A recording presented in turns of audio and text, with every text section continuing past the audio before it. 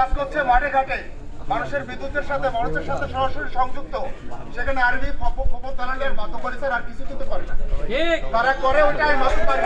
এই মাতব্বরদের হাতে ক্ষমতা, মাতব্বররা নীতি নির্ধারণ করে। এই নীতি নির্ধারণ আমাদের করার কোনো ক্ষমতা নাই, অথচ আমরা মানুষের সাথে সংযুক্ত, জনমানুষের সাথে ডাইরেক্টলি আমরা ইনক্লুডেড। কিন্তু নীতি নির্ধারণ যারা করে যাচ্ছে তারা আমরা যা ফেস করি সেগুলো ফেস করে। এর ফলে কি হয়, আমাদের যে নীতিগুলো তৈরি হচ্ছে, নীতিগুলো জনগণ বান্ধব না, পল্লী বিদ্যুৎ বান্ধব না। এই নীতিগুলো তখনই পরিবর্তন হবে যখন দুটো প্রতিষ্ঠান এক হবে, তখন দুজন মিলে উভয় প্রতিষ্ঠান এক হলে এই সমস্যাগুলো আমাদের সাথে ফেস করতেছি এগুলো থেকে টেনে আমরা তুলে নিতে পারবো। এই সমস্যার উত্তরণের জন্য দুটা প্রতিষ্ঠানকে এক হতে হবে। আমি চাই আমার এখানে এসে তারা বসুক, আমি চাই তাদের ওখানে বসুক, তারা বুঝুক আমার ঝামেলা, আমি বুঝবো তাদের ঝামেলা। প্রতিষ্ঠান এক হলে এই পল্লী বিদ্যুৎ উন্নয়ন হবে, এটা আমি বিশ্বাস করি।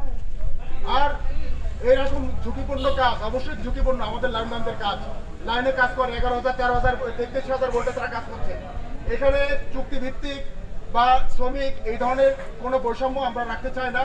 আমরা চাই সবাই মিলেমিশে একটা সংগঠনে দাঁড়াতে, একটা থাকতে, যারা জনমানবের জন্য কাজ করবে, যারা পল্লী বিদ্যুৎকে আরো বেশি ফরওয়ার্ড করবে। আর তাছাড়া আমি একটু বলি, আমাদের এই বাগেরহাটের কথা বলি, 43 কিলোমিটার লাইনের বিপরীতে লাইনম্যান আছে একজন। 43 কিলোমিটার লাইনের বিপরীতে একজন লাইনম্যান দিয়ে সে 80 দশকে যখন মানুষের একটা ফ্যান ছিল, একটা লাইট ছিল, এখন সেই লোড নাই। 80-90 দশকে করা ইনস্ট্রাকশন চেঞ্জ না করা পর্যন্ত আমরা নিরবিচ্ছিন্ন বিদ্যুৎ সরবরাহ পুরোপুরি দিতে পারতেছি না।